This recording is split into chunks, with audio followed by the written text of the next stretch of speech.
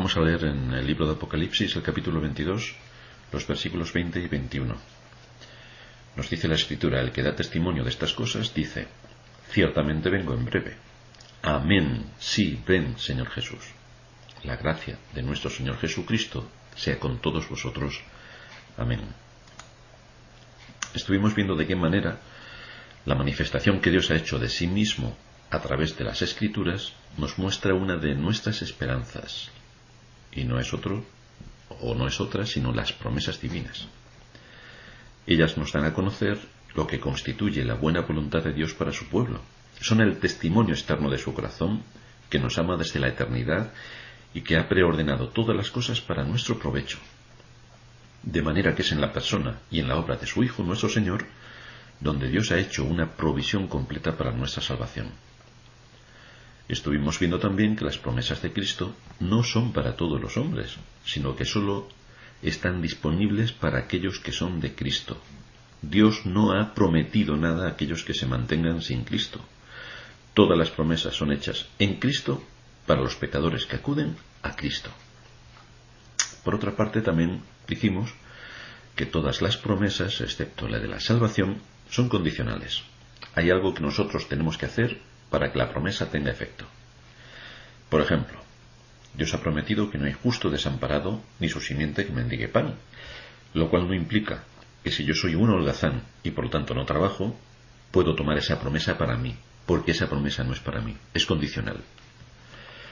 Todo esto es lo que estuvimos viendo ante la promesa de que Cristo volvería cuando dijo: ciertamente vengo en breve.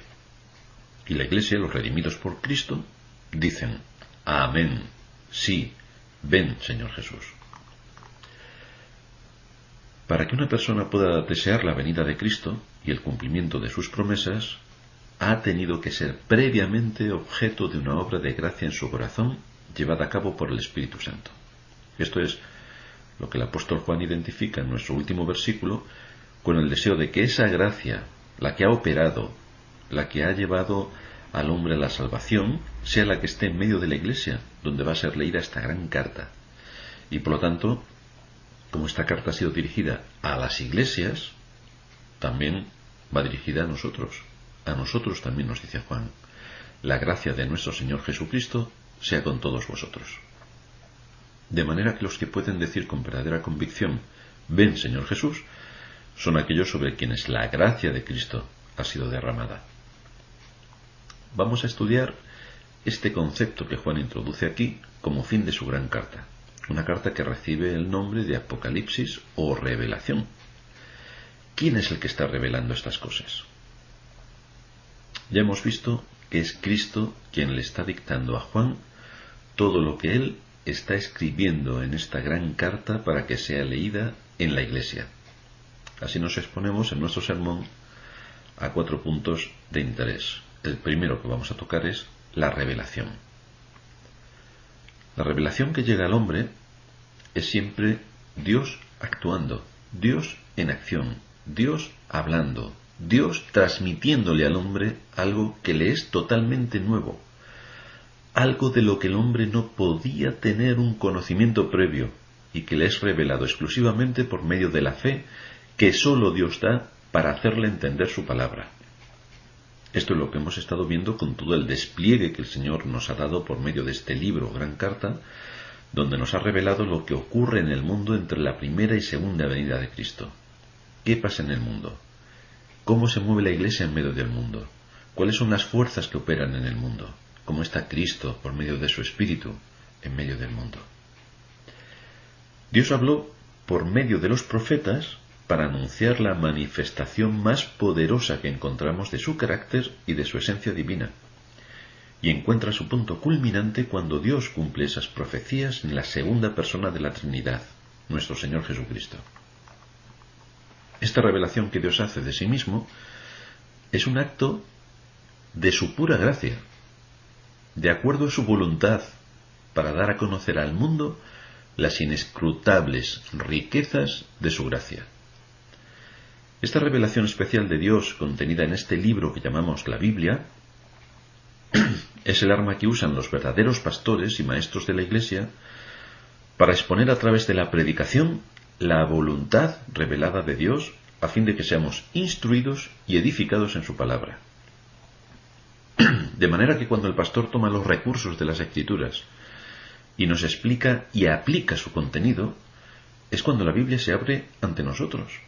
Y es esa palabra la que toma el Espíritu Santo para que tengamos una comprensión cabal de todo lo que Dios en su gracia nos ha dejado y que puede llamarse con total propiedad el testimonio del Espíritu para nosotros. Cristo está en medio de nosotros, especialmente en este su día santo, por medio de su Espíritu. Donde estén 2 o 3 congregados en mi nombre, allí estoy yo. Hoy es el día en el que el pueblo de Dios es convocado para la alabanza pública. No importa cuántos haya, importa que se haga todo de acuerdo al mandato bíblico, porque ahí es donde Cristo ha prometido estar por medio de su Espíritu. Y es ese Espíritu el que toma la palabra y la aplica. Todo esto nos es dado como un regalo de la gracia de Dios. Dios ha sido condescendiente hacia nosotros al darnos de pura gracia su palabra, a su Hijo y a su Espíritu, para que seamos restaurados a la comunión con Él. De manera que es a través de esta revelación donde llegamos a nuestro segundo punto, donde llegamos a ver el alcance de esta gracia. Los creyentes somos los recipientes de esa gracia por la que Dios nos muestra su amor, que siempre es inmerecido. Curiosamente podréis ver que cuando se muestra esta palabra de Dios a los pecadores, sin que haya actuado el Espíritu Santo, esta palabra siempre es rechazada. De ahí que nos encontremos a las personas blasfemando de Dios, menospreciando su nombre, ridiculizando sus enseñanzas, pervirtiendo sus propósitos, violando sus mandamientos, retorciendo su palabra. Y esto es lo que encontramos, especialmente con este libro de Apocalipsis, cómo incluso el pueblo que se llama creyente puede retorcerlo de tal manera. Pero no es así como lo ve y lo percibe alguien sobre quien el Espíritu Santo ha actuado. Esa persona asume que la Biblia es lo que Dios, en su gracia, nos ha dejado para conocerle a Él por medio de Cristo y para guiar nuestra vida de acuerdo a su voluntad, que está en las Sagradas Escrituras claramente revelada. La Biblia generalmente usa el término gracia para hablarnos de la inmerecida bondad de Dios sobre aquellos que se han hecho indignos de ella por su propia naturaleza. Nosotros no tenemos nada que nos haga merecedores del amor de Dios. No podemos hacer nada para ganarnos su amistad. No existe nada en nosotros que nos haga aptos de su perdón, ni de su amor, ni de su misericordia. Nada, nada. Pero cuando entendemos que de pura gracia Dios nos llamó en Cristo a la salvación, nos dio su palabra para guiar nuestros caminos, y nos dejó al Espíritu Santo para que aplique esa palabra, toda esta obra, que se llama también obra de gracia, nos lleva directamente al arrepentimiento, porque el Espíritu Santo nos ha convencido de pecado, de justicia y de juicio. Es la obra todopoderosa del Espíritu Santo. Esto nos muestra que la gracia de Dios es la fuente de todas las bendiciones espirituales que han sido concedidas a aquellos pecadores que han sido llamados a la salvación. No olvidemos que fuimos salvados por gracia. Fijaos lo que nos dice Efesios 1:7. Pablo está hablando a la Iglesia y refiriéndose a Cristo nos dice que es en quien tenemos redención por su sangre, el perdón de pecados según las riquezas de su gracia. En Efesios 2:7, para mostrar en los siglos venideros las abundantes riquezas de su gracia en su bondad para con nosotros en Cristo Jesús. De manera que fuimos salvados por gracia. Por gracia también fue abierto el camino de la redención. Romanos 3:23 y 24. Por cuanto todos pecaron y están destituidos de la gloria de Dios, siendo justificados gratuitamente por su gracia, mediante la redención que es en Cristo Jesús. Por gracia fuimos también justificados. Nos dice Tito 3:7, que justificados por su gracia viniésemos a ser herederos conforme a la esperanza de la vida eterna. Somos enriquecidos también con dones espirituales. Nos dice Juan 1:16 que de su plenitud tomamos todos, y gracia sobre gracia. Y Pablo en 2 de Corintios capítulo 8, versículo 9, nos dice: porque ya conocéis la gracia de nuestro Señor Jesucristo, ¿verdad?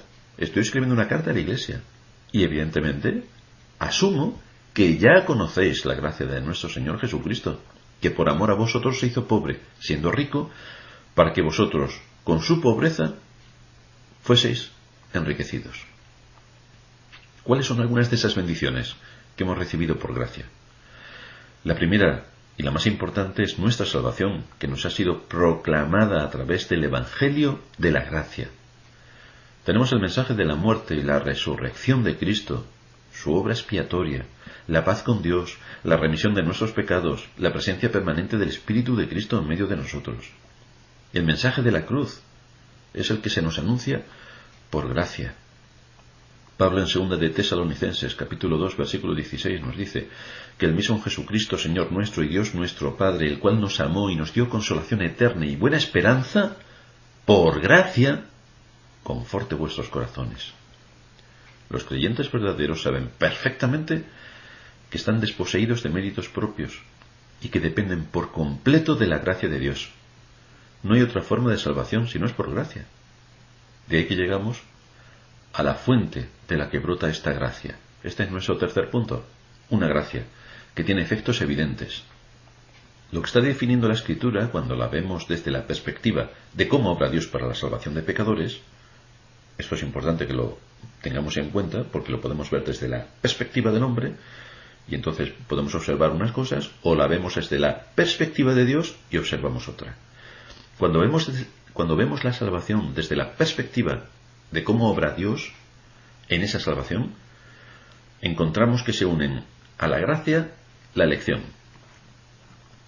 La elección de pecadores para ser hijos de Dios y herederos de la gloria eterna se define como aquel acto eterno de Dios, por el cual, en su soberano propósito y sin tomar en cuenta ningún mérito que Él viera de antemano en los hombres, elige cierto número de pecadores para hacerlos recipientes de su gracia especial para darles la salvación. Así Pablo en Efesios 2:8 nos dice: porque por gracia sois salvos, por medio de la fe, y esto no es de vosotros, no es de vosotros, pues es un don de Dios. Somos salvos por gracia, a través de la fe, y esto no es una aportación que nosotros hacemos a la salvación, no, es un don de Dios. En 2 de Timoteo, capítulo 1, versículo 9, nos dice: quien nos salvó y llamó con llamamiento santo, no conforme a nuestras obras, sino según el propósito suyo y la gracia que nos fue dada en Cristo Jesús antes de los tiempos de los siglos. Esta es una enseñanza precisa y contundente, que todos los hombres nacen en pecado, y que sólo la gracia de Dios es la que lleva a cabo, por medio de la predicación de la palabra y la obra del Espíritu Santo, la salvación que nos es aplicada por los méritos de Cristo. La Biblia nos muestra una y otra vez que tanto la fe como las buenas obras que podamos hacer son fruto de la gracia de Dios. Esto es realmente increíble. No hay nada que nosotros podamos aportar a la salvación. La fe y las buenas obras son fruto de la gracia de Dios. Pablo en Efesios 2:10 nos dice: porque somos hechura suya, creados en Cristo Jesús para buenas obras, las cuales Dios preparó de antemano para que anduviésemos en ellas. Ya hemos hablado en ocasiones anteriores respecto a la diferencia que hay entre la gracia común y la gracia especial con la que Dios bendice a los creyentes en cuanto a la salvación. Pero debemos recordar que es un error pensar que en esta vida los impíos están totalmente destituidos del favor de Dios. Eso es un error colosal. Dios hace salir su sol sobre justos e injustos. Dios no limita sus dones naturales y las capacidades que reparte a todas las criaturas por causa de su propósito de elección, no. Ni siquiera permite que la elección y la condenación de los seres humanos determinen la medida de sus bendiciones materiales, no. Y lo podéis ver rápidamente. Podéis ver que el impío generalmente disfruta de una mayor medida de bendiciones materiales en esta vida que aquellos que han sido elegidos por Dios. Lo que efectivamente distingue a los impíos de los elegidos es que nosotros, los creyentes, Somos hechos recipientes de la gracia divina que nos regenera y nos salva, lo cual es una obra de gracia con una dimensión colosal que no somos capaces de ver en todo su alcance, pero que disfrutaremos a partir del día de la resurrección.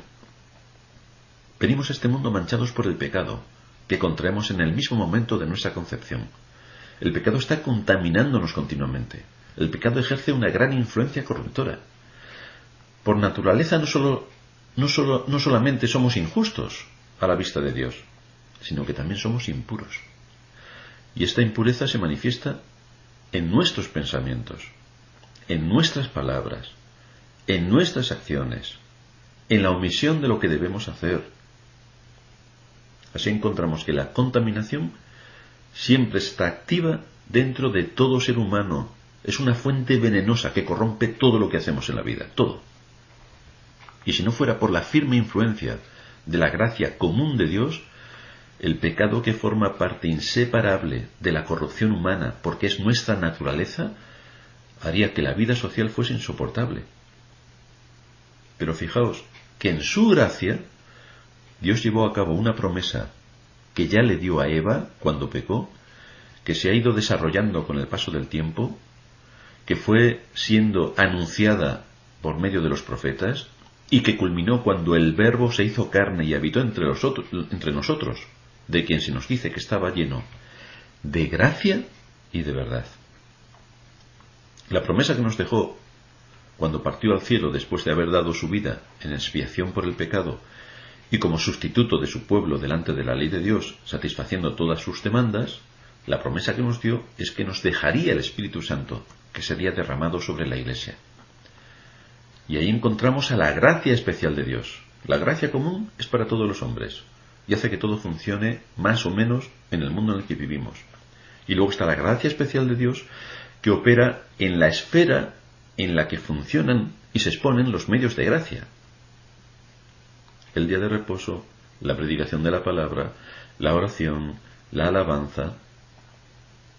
Ahí es donde opera la gracia especial de Dios. Esta es una verdad que debe mantenerse en contra de los que niegan la necesidad de los medios de gracia. Esta verdad debe mantenerse respecto a los que niegan que uno no necesita los medios de gracia porque todo les viene por inspiración divina. Pero, hermanos, Dios es un Dios de orden, y en la operación de su gracia emplea los medios que Él mismo ha ordenado. Si tú quieres vivir dentro de un mes, tienes que comer cada día. A lo mejor dentro de un mes vives, pero dentro de un año seguro que no. Tú tienes que hacer uso de los medios que Dios ha ordenado para la vida en este mundo.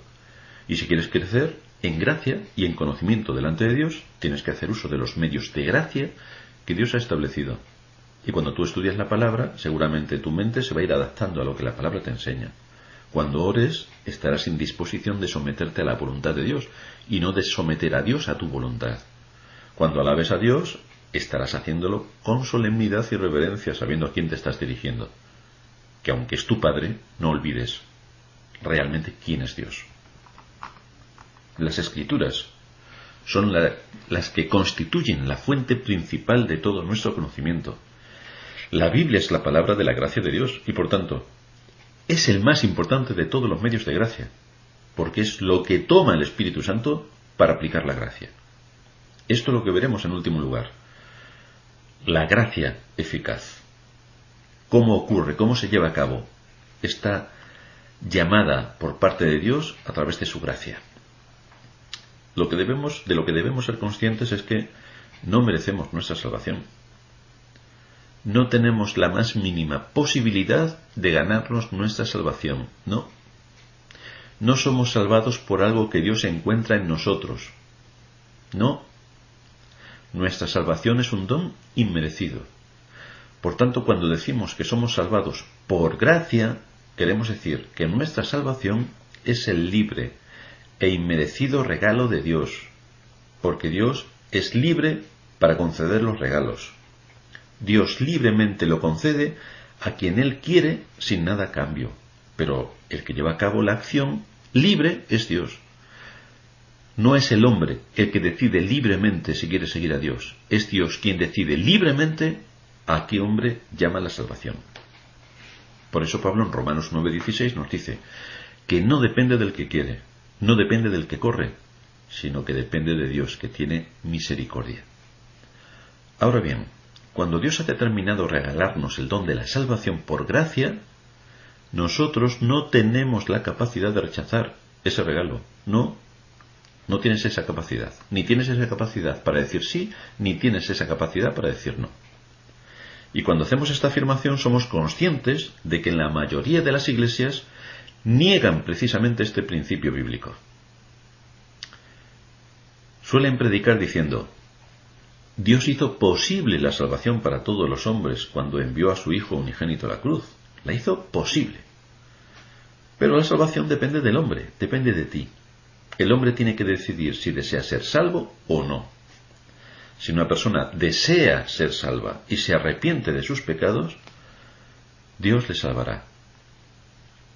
¿Pero qué tenemos de erróneo en este concepto, en esta idea? Pues sencillamente que no es bíblica, porque esto hace de la fe un mérito. Según lo que enseñan en la mayoría de las iglesias, Dios da al hombre la salvación a cambio de la fe. Es decir, el hombre aporta la fe, y como el hombre aporta la fe, Dios le da la salvación. Pero esto es un intercambio comercial, que la salvación es por gracia. No es para que tú elijas si sí o si no. No, es que te lo dan y punto. Esta visión de las cosas que tienen muchos que se llaman cristianos está basada sobre la noción totalmente falsa de que el hombre es capaz de salvarse a sí mismo cuando quiera.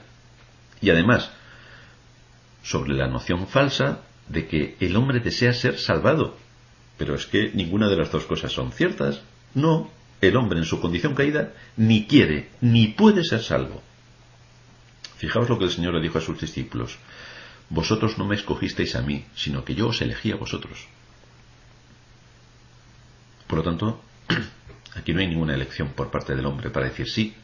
Hay elección por parte de Dios para decirlo. Dios es el libre, el hombre es un esclavo, el hombre está muerto, de manera que el hombre no puede elegir absolutamente nada. El que elige es Dios. Oigamos nuevamente al Señor, quien dijo también en Juan 6:44: nadie puede venir a mí si el Padre que me envió no le trajere. Fijaos el énfasis sobre el verbo poder. Nadie puede. Nadie puede.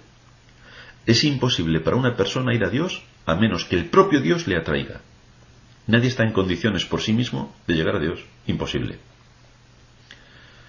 En segundo lugar, Pablo resalta por qué es esto y al mismo tiempo pone de manifiesto que por sí mismo el hombre no desea venir a Dios. En su epístola a los Romanos nos dice, Romanos capítulo 8, versículo 7, por cuanto los designios de la carne son enemistad contra Dios, porque no se sujetan a la ley de Dios, no se sujetan ni tampoco pueden.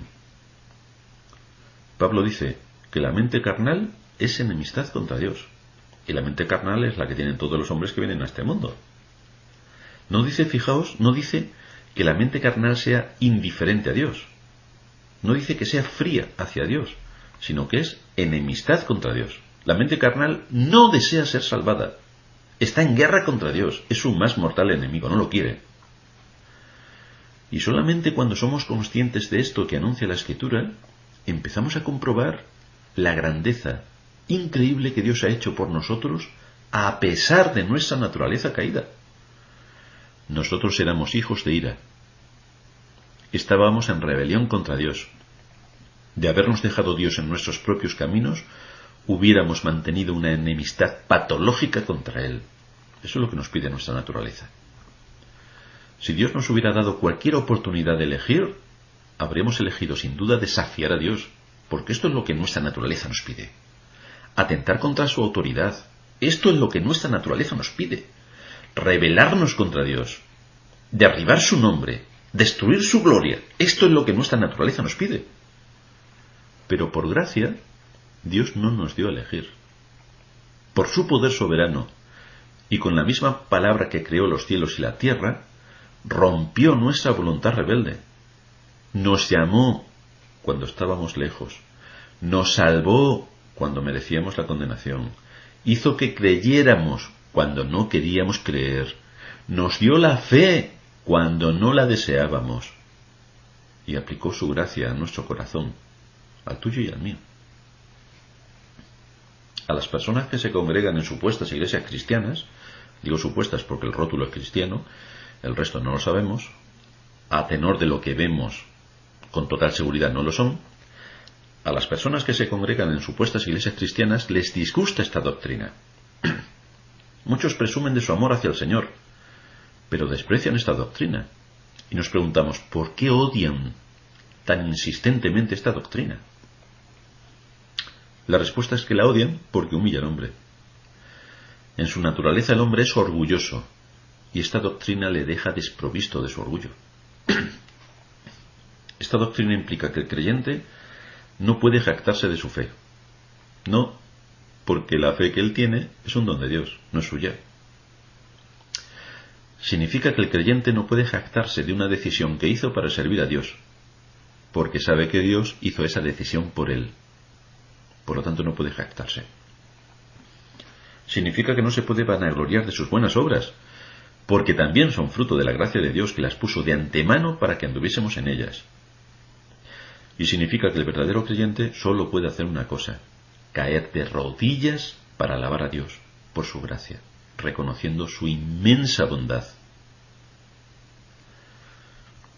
Pero también tenemos un segundo motivo para dar gracias a Dios por su gracia irresistible. La gracia de Dios es irresistible, no solamente en el sentido de que el hombre no puede rechazarla, sino también en el sentido de que Satanás no puede derrotarla. Dice Pablo que nuestra lucha no es contra carne ni sangre, sino contra poderes y potestades de las tinieblas. Tenemos de frente a un formidable enemigo que es llamado por Cristo homicida y mentiroso.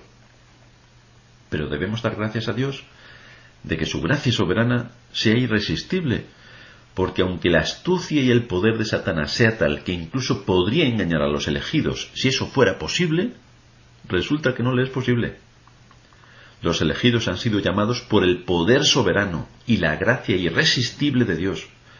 Han sido librados de la condenación y de la muerte por el sacrificio de Cristo, y siguen siendo protegidos por la obra permanente del Espíritu Santo, y todo de pura gracia. Satanás no puede tocar nada sobre aquellos que fueron llamados por Dios a la salvación. Para terminar, puede ser que alguien crea que puede resistir la gracia de Dios. Y eso puede llevarnos a dos vertientes. Una es que realmente no sea cristiano, ni haya sido llamado, por lo tanto no es que esté rechazando la gracia de Dios, es que sigue su propio camino de condenación. Pero es posible que alguien que tenga errores doctrinales bastante graves y sea creyente, crea que puede resistir la gracia de Dios y que eso entra dentro de su posibilidad. Pero lo que realmente le ocurre es que no ha aprendido todavía a someterse a la voluntad de Dios. No puede orar delante de Dios diciendo que tu voluntad sea hecha en el cielo como en la tierra, como se hace también en el cielo. No. Entonces debe observar su vida y quizá pueda comprobar cómo empiezan a pasar cosas. Jacob, recordaréis, que significa engañador. Jacob luchó contra Dios y Dios le dejó cojo. Y entonces Jacob aprendió a someterse a la voluntad de Dios. El nombre de Jacob fue cambiado por el de Israel, príncipe. Príncipe, tú eres príncipe de los ejércitos del Señor. Tú vas a ser uno de los que yo llamé a la salvación. De hecho, nos dice Pablo en Romanos 9 que antes de que hubieran nacido Jacob y Esaú, cuando estaban en el vientre de su madre, Dios ya había llamado a Jacob y había rechazado a Esaú. A Jacob amé, a Esaú aborrecí. De manera que Jacob, a pesar de ser un engañador y una persona con la que no te gustaría tener amistad, Dios, cuando le llamó, Jacob no pudo hacer nada. Simplemente el Espíritu de Dios actuó sobre él y él entendió realmente a quién debía servir. Jonás se fue lejos para no predicarle a los ninivitas y que se convirtieran. Pero Dios permitió que fuese tragado por un gran pez antes de que él aprendiese a someterse a la voluntad de Dios. Y Jonás aprendió a someterse a la voluntad de Dios por las cosas que le fueron ocurriendo. ¿Qué podemos decir del terrorista Saulo de Tarso? y cómo el Señor le tuvo que someter y de rodillas suplicar al Señor su clemencia. Pero lo dejó ciego antes de que aprendiese a someterse a su voluntad. La cuestión es, ¿qué tiene que hacer Dios contigo antes de que aprendas a someterte a su voluntad? ¿Qué tiene que hacer Dios contigo? Por otra parte, para todos aquellos que vemos la obra increíble que Dios ha hecho en nuestro propio corazón y la obra de gracia que Dios proclama a través de las Escrituras, al mostrarnos el camino por el que debemos andar, es cuando nos vemos abocados a decir amén, ven Señor Jesús. Es cuando tenemos la convicción profunda de ser los receptores de su gracia y de su palabra, y es lo que nos lleva a recibir con reverencia y alegría la promesa de que nada puede separarnos del amor de Dios que es en Cristo Jesús, Señor nuestro. Él cumplirá sus promesas en nosotros por amor a Cristo. Él cumplirá sus promesas en nosotros en base al sacrificio de Cristo. Él nos aceptará en base a lo que Cristo ha hecho por nosotros y nos dará entrada en nuestras moradas eternas como miembros de su familia y herederos de su reino. Por amor a Cristo nos ha dado su Espíritu para que podamos ver en las Escrituras cómo ha estado obrando en el mundo, cómo ha estado restringiendo el pecado, cómo nos ha ayudado a vencer batalla tras batalla contra Satanás y cómo estamos esperando, según su voluntad, el gran día de la redención, que sigue siendo el telón de fondo en todas las Escrituras. A nosotros, su Iglesia, su pueblo redimido, nos da una despedida emocionada. La gracia de nuestro Señor Jesucristo sea con todos vosotros. Esa es la gracia que ha operado con eficacia en nuestro corazón, que nos ha hecho conocer a Cristo, nos ha dado entendimiento para comprender su palabra y ha puesto la esperanza delante de nosotros en sus promesas, sabiendo que Cristo volverá. A todos aquellos que se reúnen para alabar su nombre, para reconocer su misericordia, para atender su palabra y para entender cómo su gracia hizo posible todo esto, es a quienes esta carta de Apocalipsis va dirigida. La gracia de nuestro Señor Jesucristo sea con todos nosotros. Amén.